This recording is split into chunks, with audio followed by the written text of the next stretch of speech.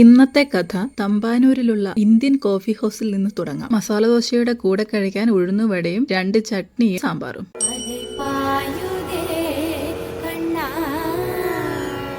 രാവിലെ ആയതുകൊണ്ടായിരിക്കണം കിഴക്കേക്കോട്ടയിലേക്കുള്ള റോഡൊക്കെ വളരെ വിജനമായിരുന്നു. ഏകദേശം 1-2 വണ്ടികൾ അങ്ങോട്ടോ ഇങ്ങോട്ടോ പോകുന്നതല്ലാതെ ആൾക്കാർ പോലും ഉണ്ടായിരുന്നില്ല. ഈ വഴി ഇങ്ങനെ നടക്കുമ്പോൾ ഒരുപാട് ഓർമ്മകൾ വരും. ഒരുപാട് നാൾ അങ്ങോട്ടും ഇങ്ങോട്ടും നടന്ന വഴിയാണല്ലോ. ആ സിഗ്നലിൽ നിന്ന് വരുന്ന ഒരു ബസ് എനിക്ക് പോകേണ്ടതാണ് കേട്ടോ. എന്തോ ഭാഗ്യത്തിന് മഴയില്ല, അതൊരാശ്വാസം. ഞാൻ എങ്ങോട്ടേക്കാണ് പോകുന്നതെന്ന് എല്ലാവർക്കും ഒരു സംശയം വന്നിട്ടുണ്ടാകും അല്ലേ? വഴിയേ പറയാം. കുറച്ചു നേരം റേഡിയോ നാടകങ്ങളും ഒക്കെ കേട്ട് വീണ്ടും യാത്ര തുടർന്നു. 90കളിൽ ജനിച്ച കുട്ടികൾക്ക് എല്ലാവർക്കും നൊസ്റ്റാൾജിയ അടിക്കുന്ന ഒരു സ്ഥലത്താണ് ഞാൻ വന്നിട്ടുള്ളത്. ടെലിക്വിസും വയലും വീടും ഹലോ പ്രിയ ഗീതവും അങ്ങനെ എത്രയെത്ര പരിപാടികൾ.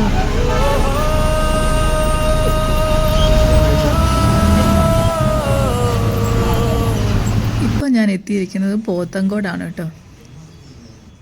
ഇവിടെ എൻ്റെ ഒരു സുഹൃത്ത് താമസിക്കുന്നുണ്ട്. സിനിമയിലെ കോസ്റ്റ്യൂമറാണ് ആള്, ആര് ചേച്ചി. ഇവിടെ അത്യാവശ്യം ഓണത്തിരക്കുകളൊക്കെ വന്നിട്ടുണ്ട് കേട്ടോ. എന്നെ പിക്ക് ചെയ്യാൻ വേണ്ടിയിട്ട് ആര് ചേച്ചി അവിടെ നിന്ന് പുറപ്പെട്ടിട്ടുണ്ട്. പിന്നെ ഓണം വന്നല്ലോ, വഴിയോര കച്ചവടക്കാരും കുറവൊന്നുമല്ല.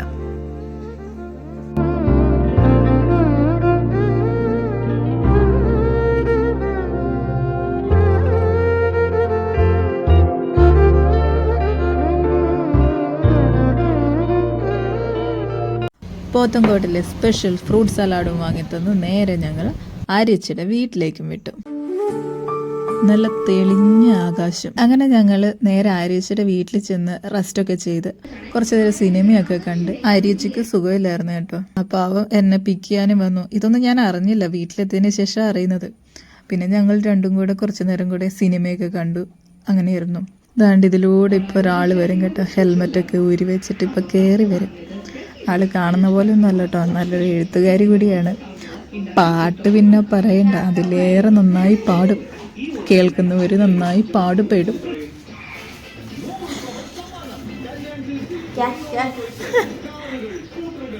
ഇതല്ല ഫുഡ് ആർക്ക്? നിങ്ങൾക്ക്. നിനക്ക് വേണ്ടേ? നീ കഴിച്ചിട്ടാണോ? അന്ന് അവിടെ തങ്ങി. പിറ്റേ ദിവസം രാവിലെ തന്നെ ഞാൻ തിരിച്ചു. രാവിലത്തെ നേത്രാവതിക്ക് വേണം, ആ സമയം കണക്കാക്കിയാണ് ഞാൻ തിരിച്ചു വിട്ടത്. പാളയത്ത് ഈ പ്രമുഖ സ്റ്റേഡിയം അറിയാത്തവരായിട്ട് ആരും ഉണ്ടാവില്ലല്ലോ. മനസ്സിലായവർ താഴെ കമൻറ്റ് ചെയ്യണം കേട്ടോ. പിന്നെ കണ്ടില്ലേ, 2 പള്ളിയും അതിനടുത്തായി അമ്പലവും. അതിനടുത്ത് ഒരാൾ ഉറങ്ങുന്നുണ്ട് കേട്ടോ, നമ്മുടെ സ്വന്തം മാധവിക്കുട്ടി. അങ്ങനെ തിരുവനന്തപുരത്തിനോട് ബയ്യും പറഞ്ഞ് ഞാൻ കയറി എൻ്റെ സ്വന്തം നാട്ടിലേക്ക്.